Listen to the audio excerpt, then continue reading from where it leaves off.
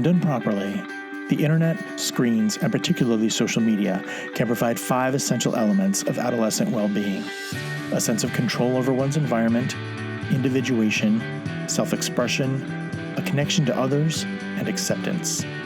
And then there is the abyss. Welcome to App-Propriate, a podcast designed to give you a little taste into the positives and negatives of the most popular social media apps, so that you and your most importants can make more informed, healthy, and safer choices when it comes to interacting through your screens. I'm your host, Joe Langford. Note that I said safer, not safe. Interacting through screens with other humans contains a degree of natural risk, just like real life. And I believe that education leads to empowerment, and I hope this information helps add a degree of safety, social responsibility, and good digital citizenship to your social networking and the conversations you have about it with your family. Today's episode is about KIK. KIK falls into the texting or messenger app category. Even if you've never heard of KIK, chances are that your kid has.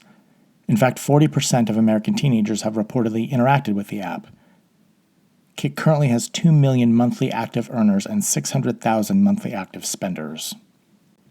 KIK is a fast, simple, and personal smartphone messaging system, similar to old-fashioned mortal texting, but the app has a built-in web browser and a host of internal native apps. Users can also play mobile games, search pictures, share memes, watch videos, listen to music, and check out funny content on other sites. To register an account with KIK, users choose a username and/or a display name, which is their first and last names, and upload a picture, all of which can be made public. Many daily KIK users are communicating with groups and people who they already know and share interests and hobbies with, including sports, music, politics, and art, with KIK being an important and large part of their social life. Unlike any social networking service, there are some who abuse the service, impacting the experiences of many others because it's often the most toxic that makes the biggest impact. Though not intended for tween use, it's directly marketed to teens, and so of course, it's very popular with tweens. In fact, the bulk of users on KIK are between the ages of 11 and 15. And either despite of or because of that, it has a reputation for being highly sexualized. Unlike more responsible services like Facebook or Twitter, where you have to friend or follow someone before sending a message, with KIK, you only have to type in an age range or location, and all the people with the KIK app that fit those parameters show up in your feed. Worse still, KIK is anonymous. You don't need to link your account to a phone number. You don't even have to use your real name. The benefits of using a username instead of a phone number means that your kid's personal information, like their phone number or email address, isn't shared by KIK or visible to other users.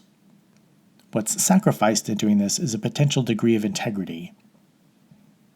If Billy uses his real name in his profile, he's more apt to do and say things that Billy would do and say, and less likely to do things that Billy would not.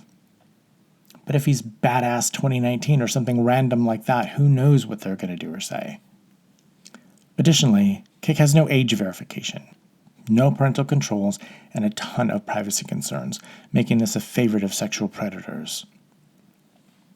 Phone registration is not required, so there isn't a way to easily confirm a user's identity other than through an IP address.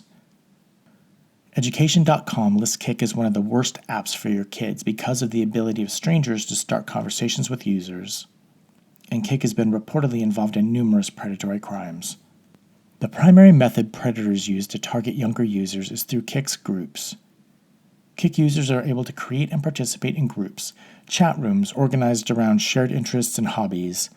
Groups are typically public and searchable and joinable by any KIK user. The groups can be privatized, allowing users to control who they're connecting and communicating with.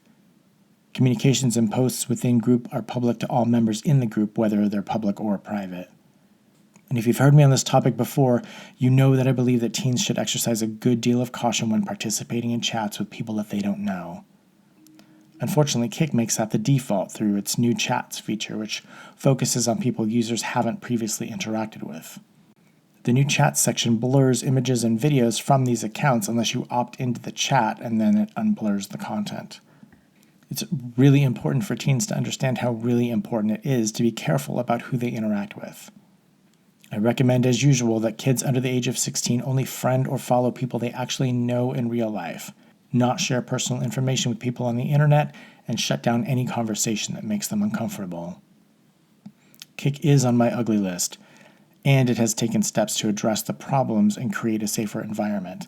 Over time, KIK has added a minimum age limit, automatic explicit content detection, and increased detection of inappropriate posts as preventative measures.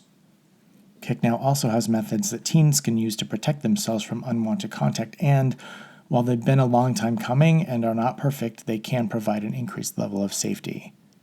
For example, if you receive unwanted messages from a user, you have the option to report them.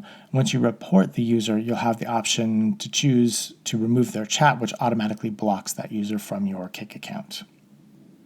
You can also block users straight away without alerting the other user that they've been blocked, though it unnecessarily takes at least 4 clicks to do this. KIK has insisted for several years that it's committed to protecting their users, though they've still allowed for anonymous communication without, in my opinion, sufficient privacy and safety controls to ensure kids' safety. In 2018, a BBC investigation found KIK to have played a role in over 1,000 UK child sexual abuse cases that the police had investigated over the past 5 years. So there's that. Until this app stops emphasizing and encouraging young users to communicate with people that they don't know, this app remains on my ugly list, and I don't consider it a safe option for under 17s to use. Possibly related to this, in September of 2019, KIK Messenger reported that they were shutting down, though they almost immediately recanted that statement, making the future of KIK unclear. That being said, whether KIK ends up defunct or manages to keep on kicking, some pun intended, some of you will be okay with your kid using KIK. If you do, and your kid is under 17, I recommend that you be on there with them. Have them teach you how to use the app or learn together, have expectations around how and with whom they're communicating, and stay in conversation with them about it. Like Snapchat, it is totally possible for a kid to be on KIK and have totally fine and appropriate behavior, but there are so many people on there not doing that it can be really confusing to people who are younger or new to social networking. Unlike Snapchat, the draw for predators is higher with KIK. If your child thinks they're ready for KIK, then task them with finding and reading 10 articles about KIK, its dangers, its negative effects on people, and the most common ways that people can and do misuse it, and then encourage them to wade into that pool in a more informed way.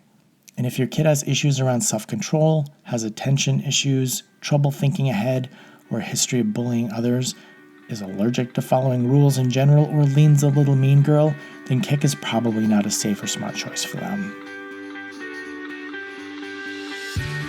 Thank you for listening. I'm Joe Langford.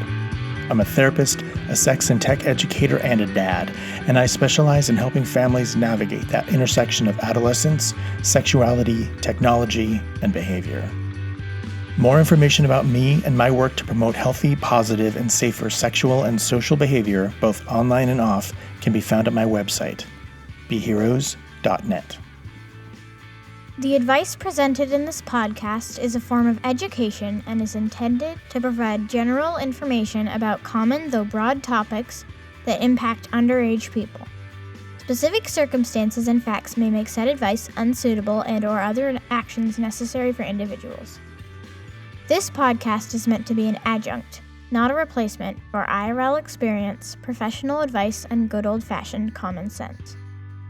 In addition, much of the information included here can and most likely will change with time, culture, and the rapid development of technology. BeHeroes.net does not seek nor accept any monetary gain or financial support from any social media platform mentioned. BeHeroes.net is committed to providing quality consulting, coaching, product, speaker, and contracted therapeutic services, advocacy, and resources to clients, visitors, customers, colleagues, and fans. Appropriate is produced by BeHeroes.net.